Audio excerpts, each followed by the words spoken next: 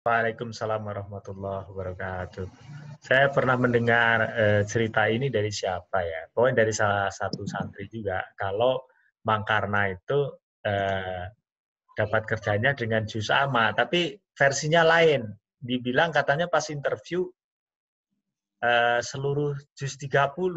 Nah, saya bingung, Pak, interview waktunya begitu lama berarti ya, karena jus 30 semuanya. Ternyata cuman berapa ayat itu ya, Bang ya? Iya, Atau iya, iya. semuanya, Bang? Tidak. Segitu aja, sedikit aja dia tuh. Seharusnya Bang karena jawab juga, memang kok disuruh stop, memang Bapak tahu ya kalau itu saya baca benar atau tidak gitu. Gitu.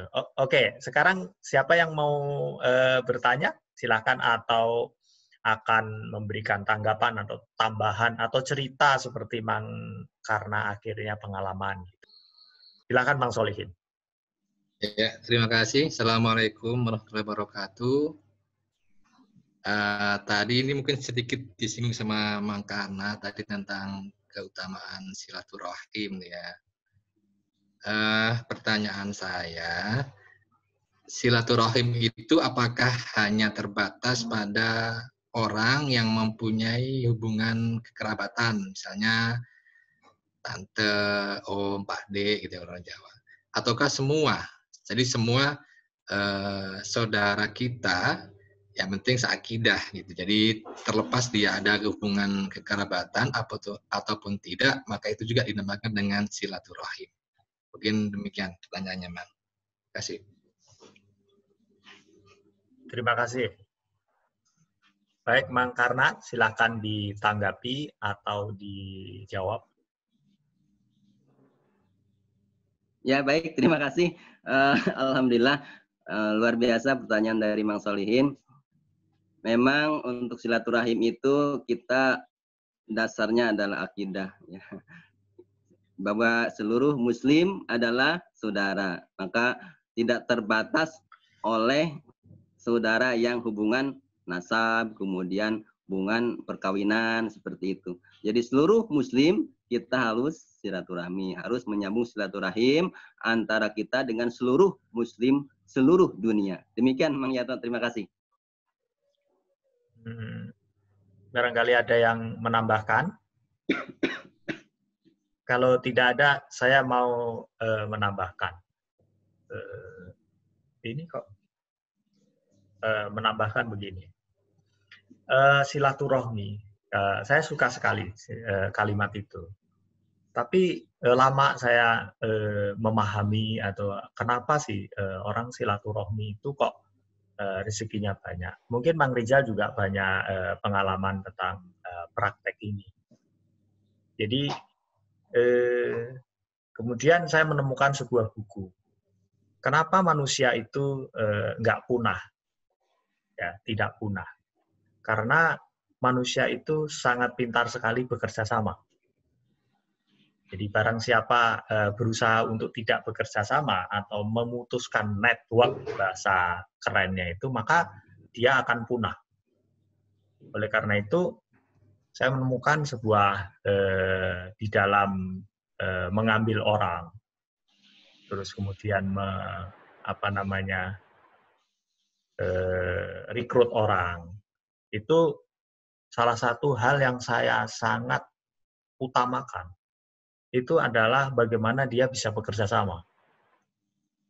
Bagaimana dia bisa networking, bahasanya network.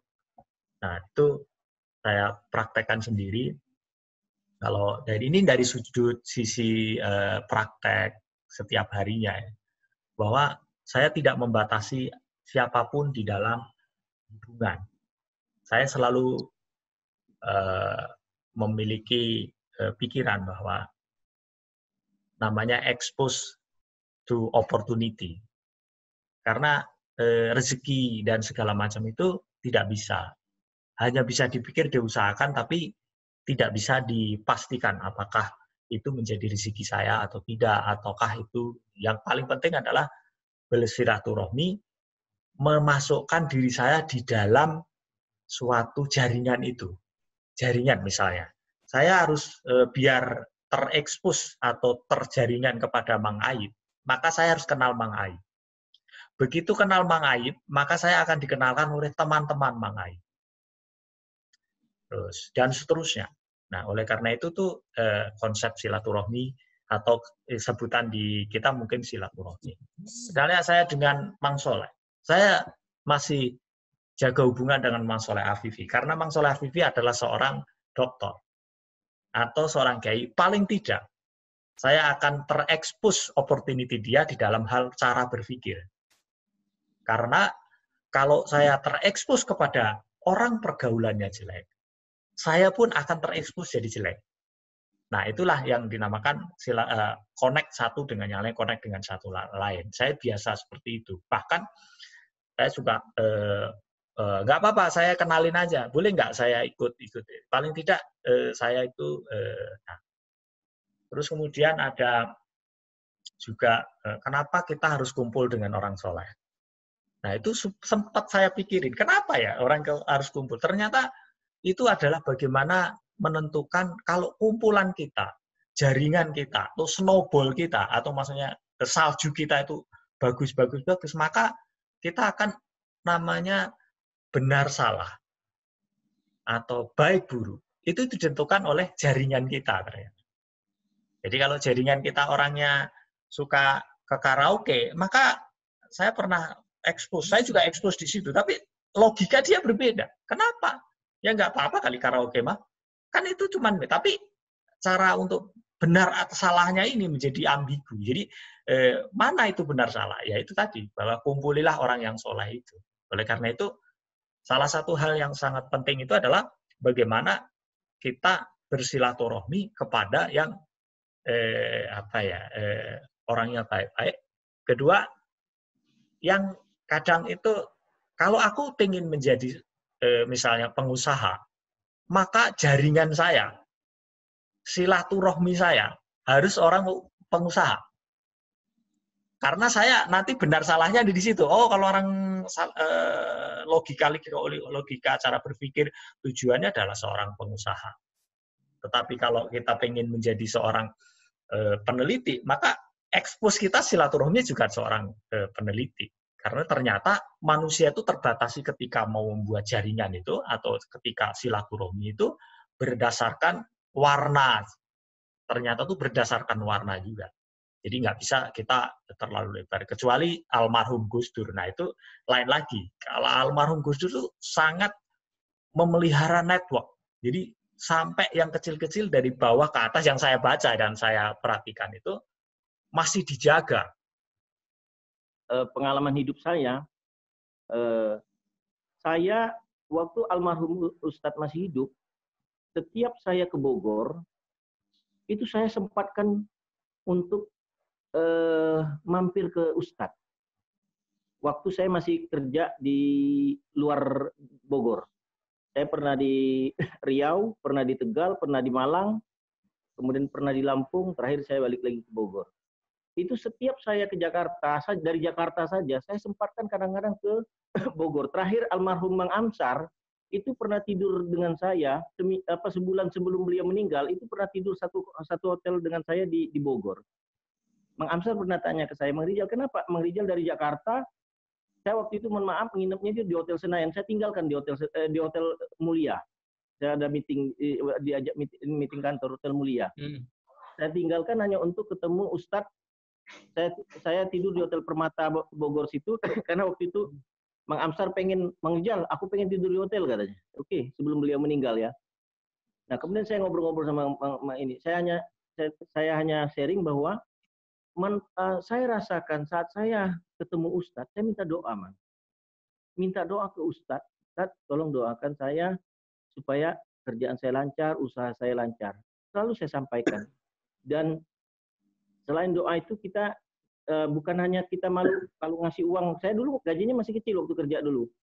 Tapi saya tinggalkan berapa aja uang dulu. Mulai saya terus terang saja saya kasih tahu teman tuh mulai dari 25.000 saya kasih Ustadz. Dan pernah pada saat saya berazam suatu kesulitan yang saya penuhin waktu itu, saya pernah adik saya mondok di Kediri itu pernah nunggak karena adik saya agak bandel di Ploso itu nunggak uang makan itu, uang pondok itu sampai 1,5 tahun.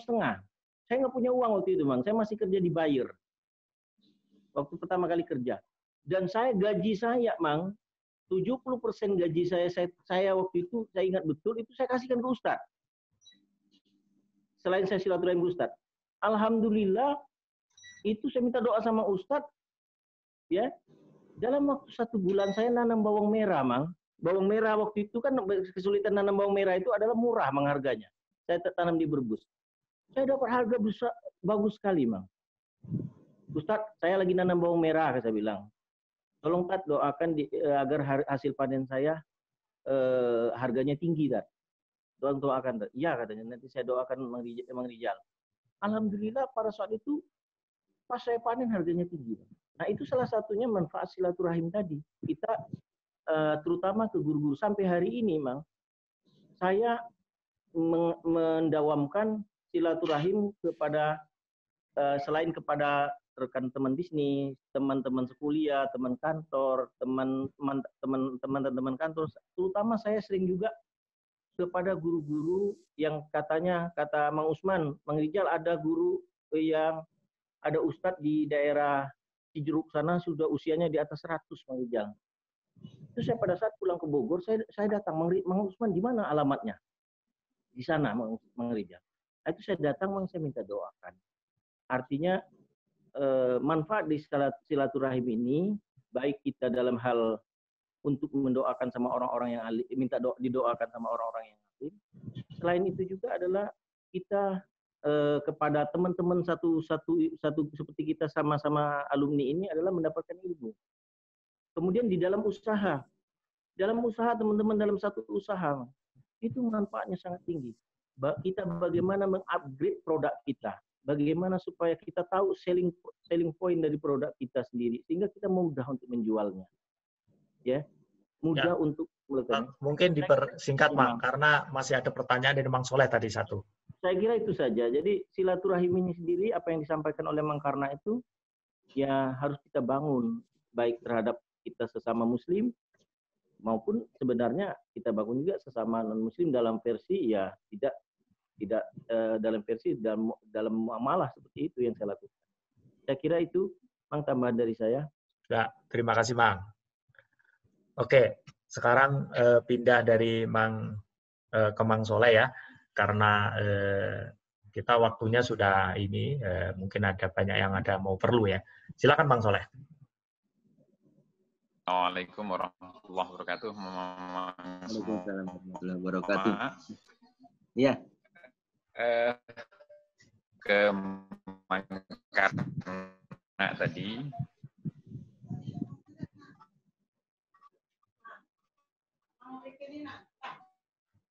koneksinya jelek bahwa keberkahan ngaji kita, pas kita petik mas, itu kita rasakan semua bersama, barokahnya pesantren, mondok, dan barokahnya al-ustadz.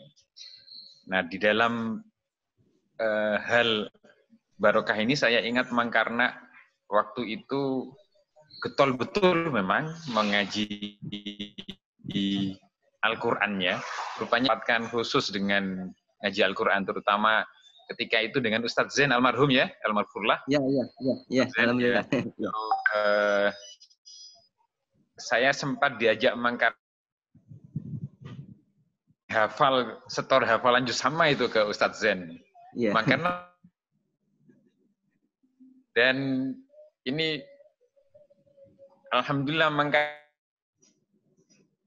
melihat kalau ngomong biasa Mang Karna itu terputus-putus. Tapi kalau bacaan Al-Qur'an, wah luar biasa bagus, alhamdulillah, itu barokah itu. Malah lebih bagus bacaan Al-Qur'annya dari saya itu. Kalau saya lain, kalau ngomong biasa lancar, kalau Al-Qur'an mungkin agak tidak sepasih Mang Karna, alhamdulillah. Alhamdulillah. Kemudian yang perlu juga kita kita sadari bersama, Mas Yatno, Mang Rijal, atau kita semua di dalam membangun jejaring network itu tadi, mungkin perlu kita balikkan kepada niat yang baik ya, niat yang ikhlas. Dasarilah ketika bekerja bersilaturahim itu, misalnya memang mencari nafkah untuk keluarga, nafkah yang halal.